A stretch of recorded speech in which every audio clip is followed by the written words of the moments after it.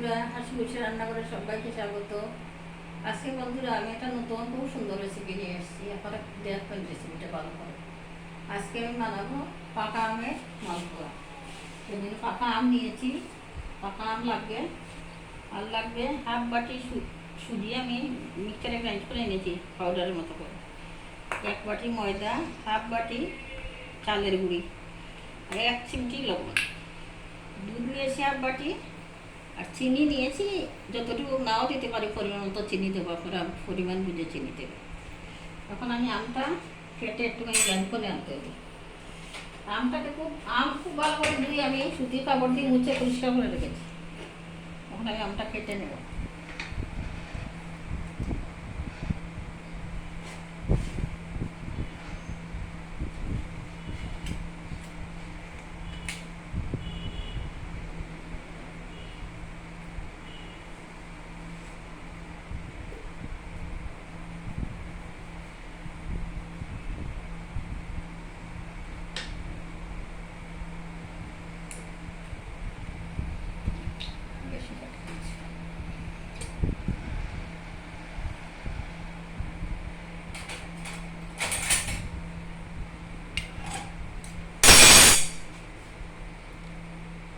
একটা চামচের সাহায্যে আমি আমগুলো এইভাবে তুলে মিক্সার গ্রাইন্ডারে দিয়ে দেবো। তারপরে একটুখানি পেস্ট করে নিয়ে আসবো। আমি একটা আম দিয়ে করবো, ওদের একটা যতটুকু মাপ নিয়েছি একটা আমি লাগবে, বেশি আম দিতে লাগবে না। খুব ভালো পাকা আম থেকে নেবেন,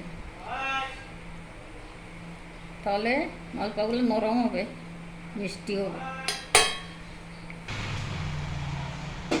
আমি গ্রাইন্ড করছিলাম, এই যে দেখুন আমি গ্রাইন্ড করে নিয়ে আসলাম। এখন সবগুলো উপকরণ একসঙ্গে মিশিয়ে তারপরে মাপ। আমি গায়ের দুধ দিইনি বন্ধুরা, আমি আমুল তাজা দিয়ে করছি। এই যে দেখুন আমুল তাজা, হাফ বাটি সুজি, একই সাইজের 3টা বাটি আমার। 1 বাটি ময়দা, হাফ বাটি চালের গুঁড়ি। আপনারা দেখেন একই সাইজের বাটি।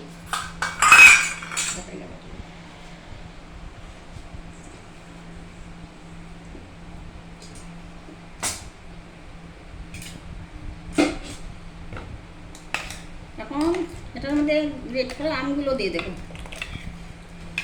তারপরে একে একে সবগুলো উপকরণ দিয়ে খুব ভালো করে মাখতে হবে।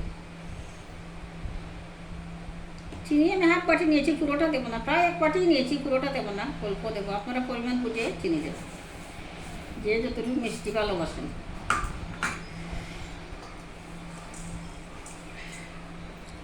এক চিমটি নুন,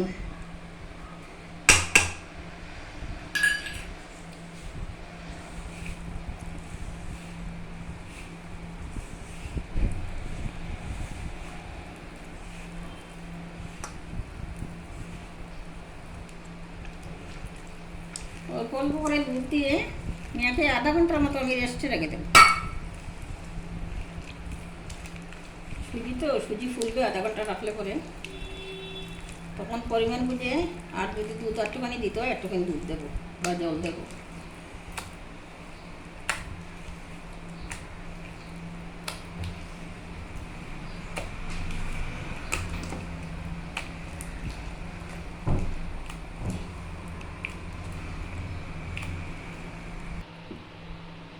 বন্ধুরা চাপা দিয়ে রেখেছিলাম আধা ঘন্টা পর, এখন ফিরে আসলাম। এখন দেখবো কীরকম ঠিকঠাক আছে। সুজি তো ফুলে গেছে বন্ধুরা, কিন্তু একটুখানি দুধ লাগবে, একটুখানি পাতলা করতে হবে। এই যে দেখুন, এই চামচ আমি 1 চামচ দুধ দিলাম।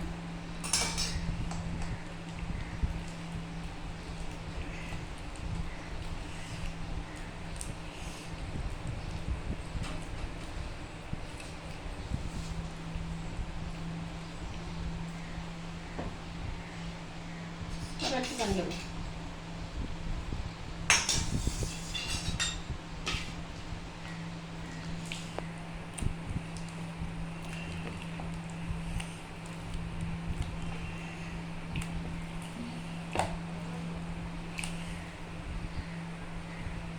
এই দেখুন, এইভাবে ঘনত্বটা রাখুন। এর চেয়ে বেশি পাতলাও করবেন না, বেশি ঘনও রাখবেন না। এই হাতে নেওয়ার সঙ্গে সঙ্গে এভাবে পড়বে।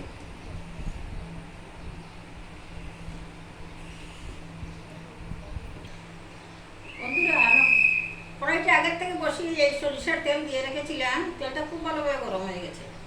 আপনারা কাঁঠাল পাকলে সরিষার তেল দিয়ে করবেন, ভালো হবে। রিফাইন তেলেও হবে না যে তেমন না, সরিষার তেলে ভালো হয়, কালারটা সুন্দর হয়।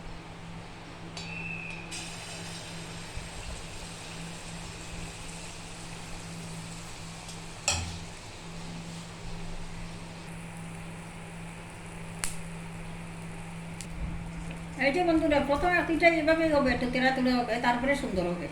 আমি আস্তে আস্তে করছি, করে আপনাদেরকে দেখো। এই যে আরেকটা দিয়েছি করে,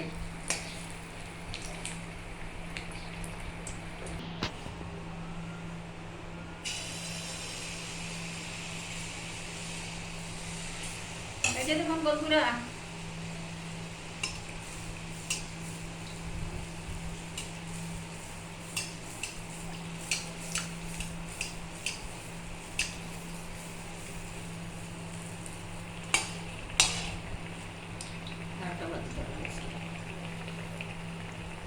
এইভাবে সবগুলো বাজে। আরেকটা বেজে আপনাদেরকে আমি দেখাবো, তারপরে আমি সবগুলো বেজে একসঙ্গে দেখাবো।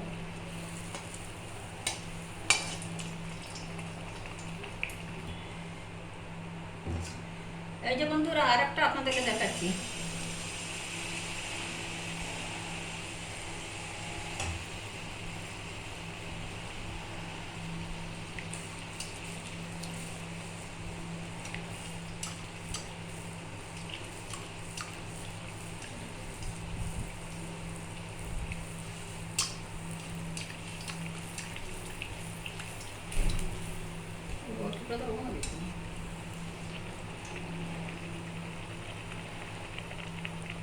দেখেন বন্ধুরা কি সুন্দর ফুলেছে। এখন এইভাবে সবগুলো করবো, করে তারপরে আপনাদেরকে আমি দেখাবো। নিয়ে তারপরে আমি সবগুলো করে নেব।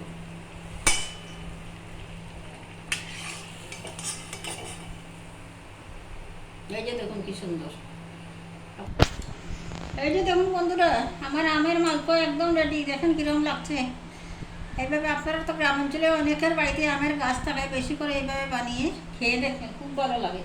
আর এই যে একটা লঙ্কা যাচ্ছে না, একটা শুকনো লঙ্কা, এটা দিয়েছিলাম সরিষার তেল, তো কাঁচা তেল গন্ধ হবে, সেই জন্য প্রথম অবস্থায় তেলের মধ্যে একটা লঙ্কা দিয়ে দেবেন, তাহলে কাঁচা তেলের গন্ধটা কেটে যাবে, থাকবেন। এখন আপনাদেরকে একটা আমি ভেঙে দেখাই।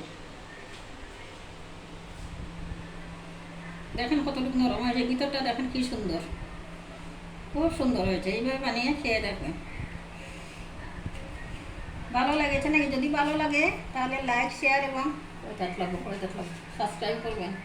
পাশে থাকা বেল আইকনটা একটুখানি প্রেস করে দেবেন, তাহলে আমার দেওয়া ভিডিও সবার আগে আপনাদের কাছে পৌঁছাবে। আজকের মতো এখানেই শেষ করছি। ভালো থাকবেন, সুস্থ থাকবেন, সাবধানে থাকবেন। নমস্কার।